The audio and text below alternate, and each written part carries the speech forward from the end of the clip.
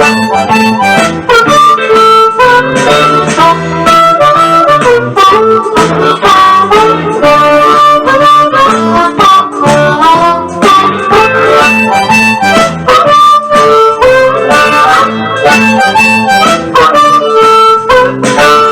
welcome to the channel, all about blues harmonica. Thumbs up and subscribe if you haven't already. Today I'm just going to give you a little riff to play. I'm going to make it slightly easier than I did at the start and the end, and then I'll give you some suggestions of, obviously once you've learned the easier ways, then you can do it the way I did it, or do it your own way. But I'll also give you some tips and suggestions to make best usage of it. Okay, so I've got a harmonica in C, but anything will do. Start on 4 draw and drop up to 8 draw. Then to 7 blow to 8 draw. Back to 7 blow to 6 draw. 5 draw, 6 blow. And then 4 draw, 5 draw, 6 blow.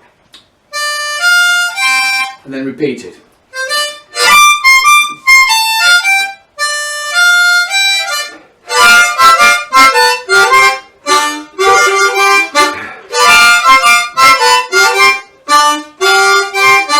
Okay, I'm just block chording it there, but listen.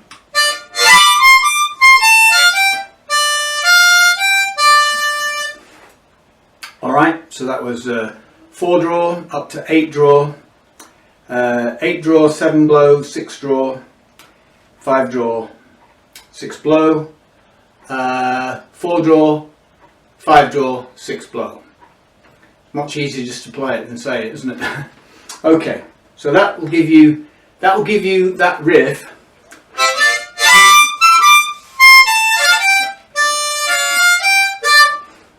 Okay, that will give you that riff without having to do any tricky notes. Okay, and in this particular one, they call it like a 24 bar because you're kind of doubling up on your A section, kind of. But one of the tips I can give you even at this stage is that you know, blues isn't just about what some people think, the 1-4-5 progression with 3 chords in it. You know, lots of blues it's not necessarily about 3 chords. It's not necessarily about 2 chords or a relationship. It's a way of playing. Okay, and you've got to kind of grasp that early on. It's a way of playing. I get a lot of students starting out who ask me certain questions and not quite understanding kind of what blues is in terms of the playing of it. Okay. Alright, so you got that. Now I'll give you a chord change into second position. This is fairly straight ahead.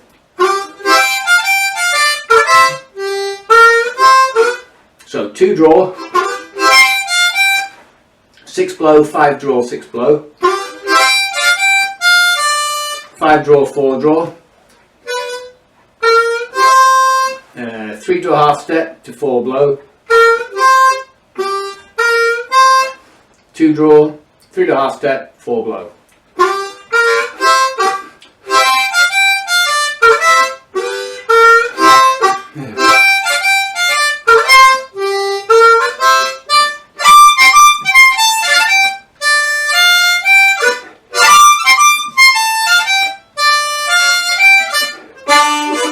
Alright, just one more change here. We're going to 4th position.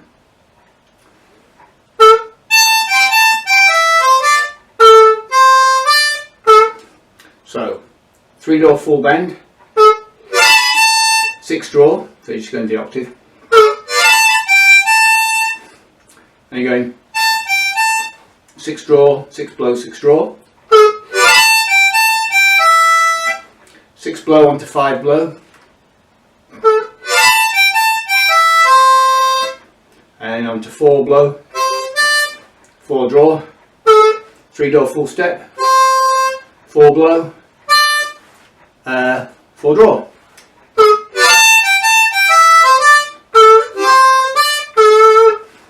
Okay, and that's your other change, and those are the 3 changes required. So those are the 3 changes required for your 3rd position blues. And by playing it at the top, I just made it slightly easier for guys starting out because they wouldn't need the bends. Obviously in the other two positions you'd need a half step when you're in second position, on 3 half step, and you'd need the 4 full step in fourth position. But those are things in the first year or two with coaching you get, you know, but by and large that's it. So I noticed I probably played down here,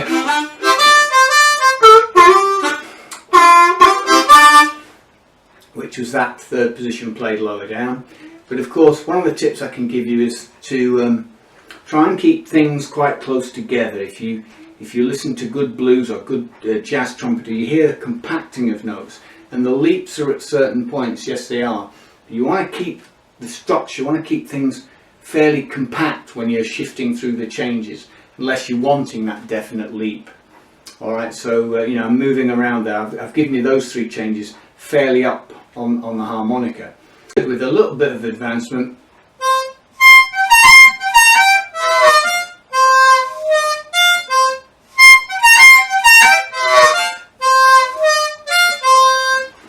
That's in first position in the middle of the harp. Now I actually played that at the bottom of the harp because, again, I wanted the chords to be more compact. I didn't want to shift. And using the particular backing track that I did, another suggestion is sometimes we want to play these beautiful rich chords. Okay, you've got to be careful when you're playing with a band. Depending on your settings, it would be not as noticeable in the live setting, but when you're playing with a track or you're playing with guys that aren't quite as cranked up, you've got to be quite careful where you're going to put your tongue blocking octaves and where you're going to put your single notes, because one can drown the other, particularly if you're guitar led and you haven't got a Hammond organ player on the gig, or a piano player or something like that, you know. So it depends, and you need the cleanness into that drive with one guitar covering the rhythm. You know, you get a lot of mishmash of sound if you're not careful. So you've got to be careful on that. And so I think, you know, play the single notes. But so that would have been a little bit more advanced. Now, when I played the first position, I had to play what we call these overblows. They get a little bit trickier. I coach on that, but you'll get that if you can't get it at the moment. You'll get it. It won't take you long to get it. But you got to put a bit of application, of course. But sometimes I want the notes to be like this, and sometimes I want them pure. But a lot of the times I actually do like the intermittentness of the sound. So when I do a 4 overblow, there. It's funny when you're trying to aim to do it, you don't do it. On a gig, you can just pick it up and do it. But I actually like the intermittent of the overtones when it comes in. So with me, it can be quite a deliberate thing, and I'll deliberately pick up a harmonica where that's going to create that, even though it's not as pure when I hit the sound, so I don't have to think about it. Alright, so I might not even just move that reed down, I might just play it as it is because I like it. Other times I'll deliberately do it because when you put it through the mic, you can get some way fantastic overtones. I think one of the things that lets the blues harmonica down, in my view, is that when guys start playing a lot of jazz stuff on this, or they take it out of the blues idiom, once they start cleaning up a lot of the notes, because they want to play more clean, they're listening to horns, they're wanting a more cleaner movement or a cleaner, smoother sound through it, then they're almost aiming, or they're trying to aim for that chromatical sound within the diatonic genre, and excuse me, within the diatonic harmonica.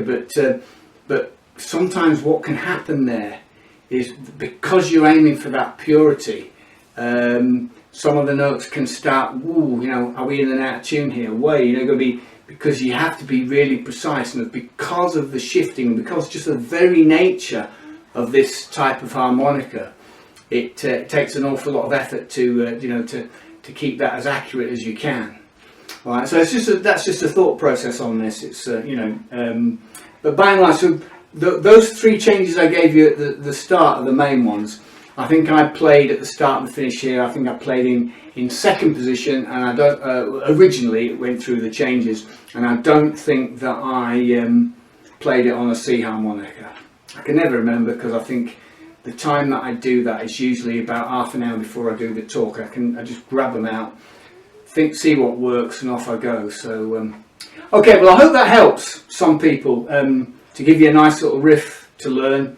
And the other tip I can give you for today is when you're playing with a track that's producing and continually producing that kind of rhythm figure, then when you approach your improvising, you don't really want to be running patterned line if you can help it. If you just listen to my solo there, it's just one take that I've done. I've just let my brain shoot off the line and do something very simple, okay? But I'm working as a rhythm specialist, not as a harmony specialist. I'm working as a rhythm specialist, and those are two angles that you need to nail down. If you come to me for coaching, I can set you right which one you want to do straight off. It makes life a lot easier when you made that decision. But I'm just doing something very, very simple there. Once you've got a figure drop down on your bass line or in your main riff, you do have to approach it slightly differently, particularly if you've come from a jazz world into blues, and also for people who are learning blues and not out and out straight blues players. So there's mistakes made all the way through, but I'm just trying to show something really simplistic there, just hitting as I'm hearing that riff behind me. Okay, so I hope that helps some people. You get me for lessons on Harpo the Healer Wicks. Thumbs up and subscribe, check out my podcast and everything, and as always, I'll catch you on the rebound.